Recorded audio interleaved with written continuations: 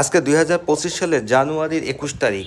এই যে মৌসুম অর্থাৎ শীতের যে মৌসুমটা আমাদের বাংলাদেশে অর্থাৎ এশিয়া মহাকান্ট্রিতে চলমান থাকে, আপনারা দেখবেন যে বাজারঘাটে এই যে ক্ষেত থেকে সরাসরি ভুট্টা নিয়ে এসে বাজারে পুড়িয়ে বিক্রয় করা হয়। আপনারা হাতে দেখুন যে এই ভুট্টাগুলো কিছু পাখিতে অর্থাৎ বাদুড়ে খেয়েছে।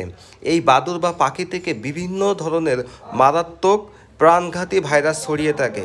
যেমন যে সমস্ত ভাইরাস ছড়ায়, আমি সেই ভাইরাসগুলো আপনাদের নাম বলে দিচ্ছি: Ebola virus, hanta virus, rabies virus, Nipah virus এবং কি করোনা ভাইরাস পর্যন্ত এই পাখির মাধ্যমে ছড়িয়ে থাকে। অর্থাৎ এই ধরনের পাখিতে খাওয়া বা বাদুড়ে খাওয়া ভুট্টা আপনারা খাওয়া থেকে এড়িয়ে চলবেন। এই ধরনের ভুট্টা আপনারা যদি খান তাহলে আপনাকে মৃত্যু পর্যন্ত হতে পারে। অর্থাৎ এই ভাইরাসের মাধ্যমে আপনার মৃত্যুবরণ পর্যন্ত হতে পারে। বিস্তারিত আমার ডেসক্রিপশনে দেওয়া থাকলো।